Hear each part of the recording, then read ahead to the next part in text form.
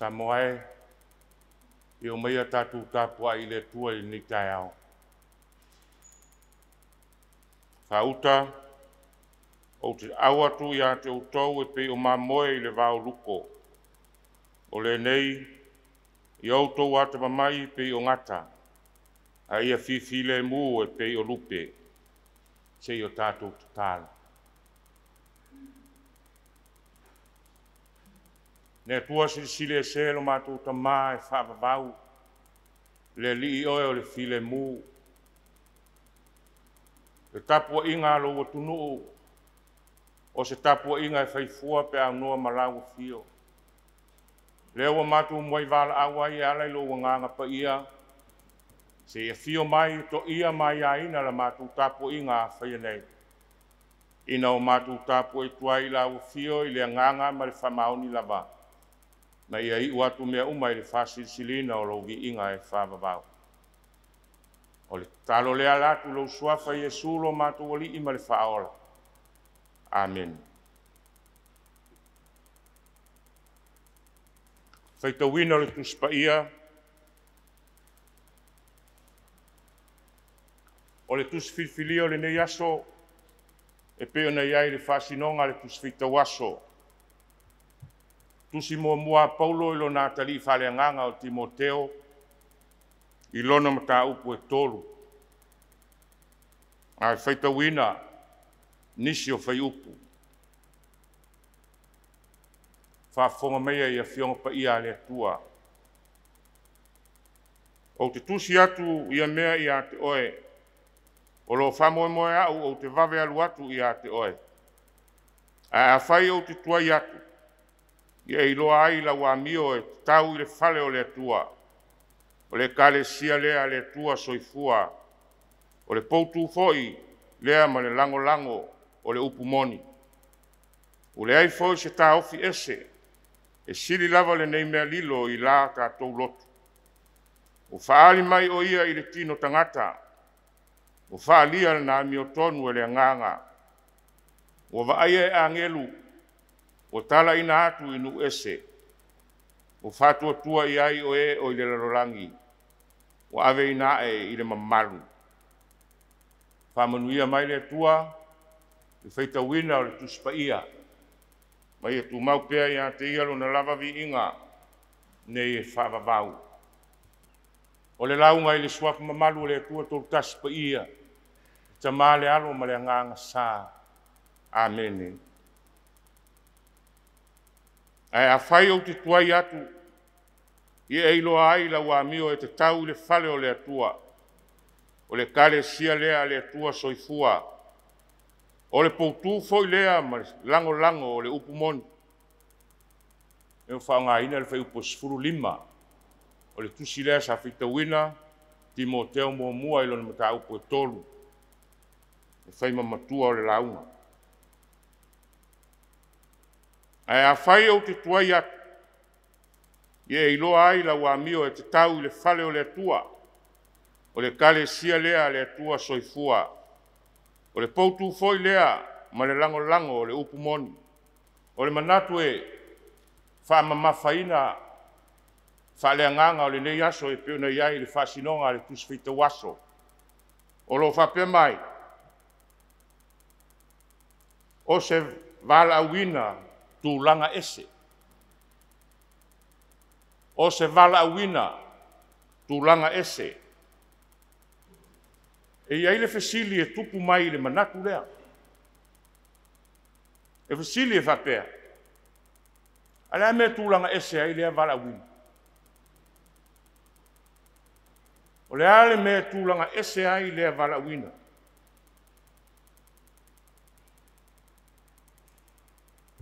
Le anga le vala awina e. e whea ngai ma ti ngā ma whaingata. O whawhita uli, ma mea whawhati ata mai, e ono lama ti ai le wala wina.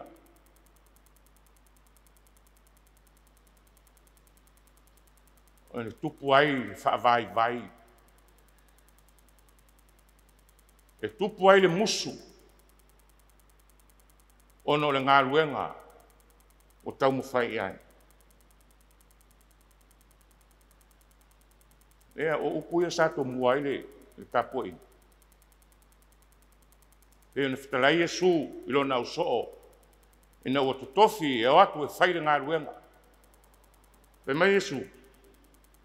O te au atu i a te utou e pei o mā moe i le vāo luko. O lona winga o le ngā ruenga o le awhetai ai ma le usoo o le ngā ruenga o puapua ngā. O luma o tua o autafa e iai ti ngā o le soifuanga e le whaingo fie ai peo ne whamalosi le apostolo Paulo ilona atali i whale nganga o Timoteo o se vala wina tūlanga ese a ia iai mea nei o le moni, o le whamaoni, e au nai ma tautua, i le atua malona whilangalo. O ina, e sao whangai, e manuia ai, whatinonga o whiau, o tō fia ma vala uina iai, e le atua. O le tusine nei a Paulo ilona atali whale nganga o Timoteo, o le tusi na tusia a o iai Paulo i le wharipuipui i le taiteinga Roma i nao na po i le tausanga ono sfumare wha ua mawai aku le maliu Yesu. O le 64 AD after death of Christ. Lea ua tōwhia Timoteo va aile ngā ruenga whawhaife au i Efeso. Au i aile manatu ma le talitonunga o Efeso e le whaingofi. E le whaingofie le ngā ruenga e saina ona o le teimi lea o lo pūlea Roma i Efeso. O i lalo le taitainga le tangata e ngō ia Dominion le Emperor o Roma, o le tangata le nā e silio na sawa. O lo ta ua foi le tusio le au e Peru. I tūlanga sa whengai ma le oi, ma le ti ngā o tangata e Peru. Mai whamai o nisi whaasalanga. Sa whatutu i le awala. O na whaatā lea pe whai ai mori. O sa wanga e silio na whaingata ona o le tala lele. O le vala wina o Timoteo, o le whautuanga lea le apostolo, o lon ta maa whale anganga o Paulo. Timoteo, aua e te solo muli. Ia tu maulo whatotua. Ia e taritonu i le atua, o ia na te au maia. Manatu le lei, e me whai ai o na awa o atu, ia i lato. Ta ngata o Efeso. Ma o Efeso fo. E whapea le talitonunga o i e taulai mai ai whatawa inga i Asia i titi.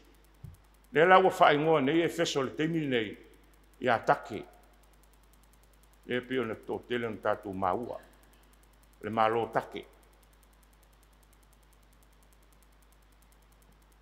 Mala wina o Timoteo e tausira ngā ruenga i Efeso. O Efeso e matango fie. E matango fie i le vaai. A leo wa whai ma si tasi o stete Mawa'e i le maloroma i Asia. Fai malaumua, a o le tele o tapuaʻiga ese ua lolofi ai. Tasi lea fa'amoemoe sili ona faigatā ia Timoteo ma le alagaluega. Ai le gata i lea, o i fo'i Efeso. O lo'o i ai le malumalu i lona igoa fa'aloma Atemi, po le malumalu o le atua fafine o Tiana, tapua'i ai le totele o le aua eleni. Ua tele fo'i tagata e oe tapua'i ai. Le ua faamalosi le apostolo Paulo i lona atali. Timoteo, o lau amio, ia e ona sa'i, o lau fa'atinoga, o inā e amai ai le ata. I lē na o a'o atu.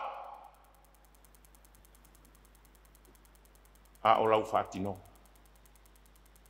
O le mea tatau ona fai. O le tusi nei, mataupu nei tolu, tusi muamua a Timoteo. E pe fa'atatau lava i tagata uma. Amata mai lava i fa'aife'au. O ti akono, o tinā, o tamaiti. O lo'o mai ai le tualalo le apostolo. Timoteo aua ne'i galo ia fa'ailoa atu mea nei. Afai o le faife'au e mana'o e fa'atino lana galuega lelei faife'au. Fai ma le loto ato'atoa. Fai ma le loto lelei. Aua le maua i le loto leanga. Aua le maua i le fa'amaualuga ma le fiasili. Aua ma le fa'alogologo tiga. Ia afai ma le onsa. Outou ti akono ia tasi lau avā. Ia e alofa e tausi lelei lou aiga o lau fanau. O inā e ato'atoa i lau galuega e fa'atino. Se vala'auina lenā i tulaga ese. E fai o tulaga o faigatā o le atunu'u o Efeso. A o le tele o tāla'iga sesē. Tāla'iga i tupua mamate. O tele ina ifo i ai tagata. Pai mai Paulo i lona atali'i fa'aleagaga ia Timoteo. Timoteo, aua e te fefe, fa'ali le upu a le atua. A o le mea te tau ona fa'atino o lou savali ai. Ia ona fai mai foi upu a Paulo lesi mta upu le fa ia Timoteo. Timoteo ia fai oe ma taita'i. O oe e te tau lea. E mua lou soifua.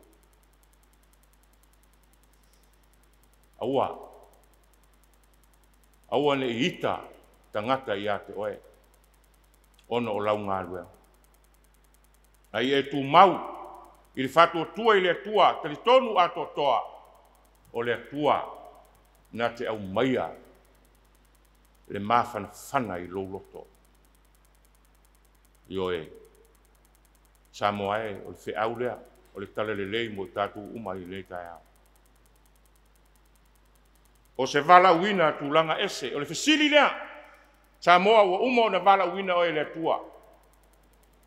Tofi ma tiu te ese. Mo ta tofi ai tatou te galulue ai.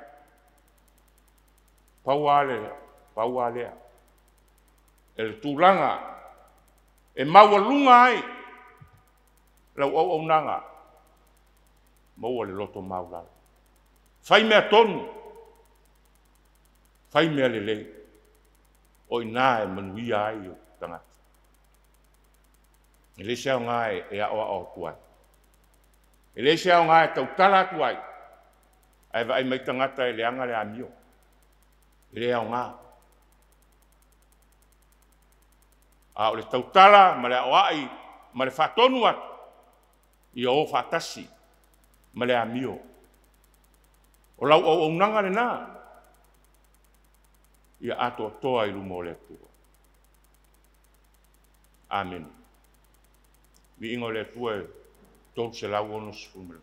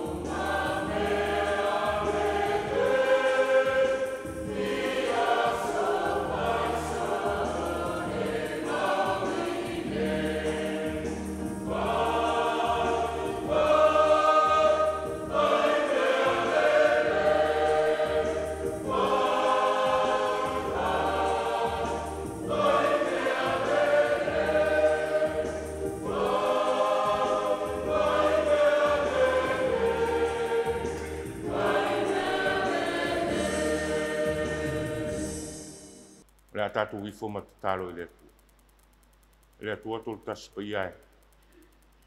Ta male alo male ngangsa. Ia fia whaia e nei tunu o vivi i matapua i atu oe i le leikaya. Wala whai mai whangunga le lei. I lauta i te inga manuia. Ma loa lofa tele le lige.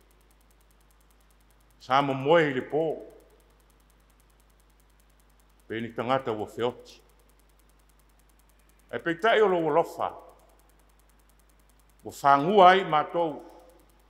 Ma le nei atunu. I le manuia ma le file mo o lau fi. Whawhatai le pō. O le whail. Loa tunu u le tai au fau. Maua foi le nei aso e whapopo i le ola ma le marosu. Mātou te au nai ma tau tua. Whawhitai i lauta i te inga manuia. I le soifua ma le ola. Ki u te mawhaiva SS. Lo mātou whatawaa au e amana ia pēa le tangata. Nga e to tofi ai ma wala wina. I sosa fe au ma sosa ngā ruenga. O loufina ngalo. Ina ia manuia. Ma soalonga le lei me uma.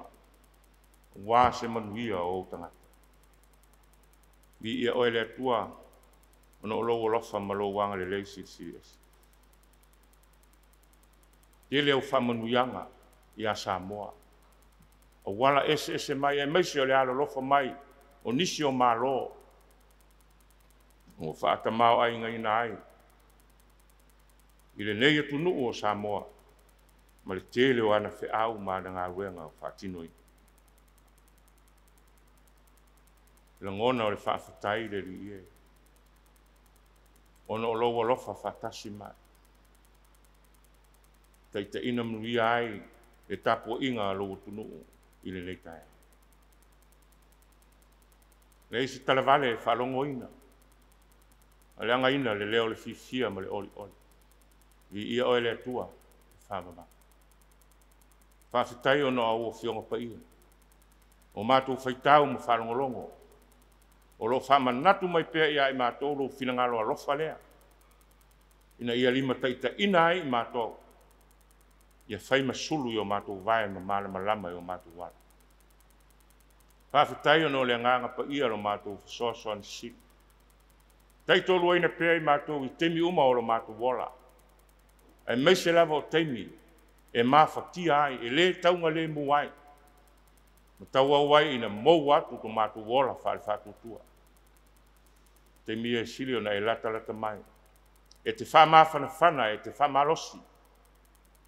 E te tui matangi olo. Ina ia ola, ma manuia pēr le tangata.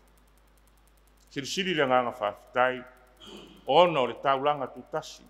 O umona e saunia mo e mātou mo le lalolanga. Le soifua ato kiriso na ofo ina mai. O lona maliu ma lona toi tu manu malo.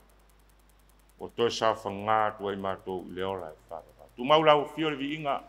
Le whamanu ma le whane tanga le mana ma le pule au au malawa. Ne i o i le whaavavau. Le atua lo whai. E mata o masiasi. Le au sila mai i tapu inga alo o tunu. I le neitai au. To i lalo pēa i mātou i whaingare ti Apollo i aso u. O lo sile musa i mātou e whai mea e taua i lava le tangata. E vi i ai i mātou. Au e sile fia mea uma le li ia.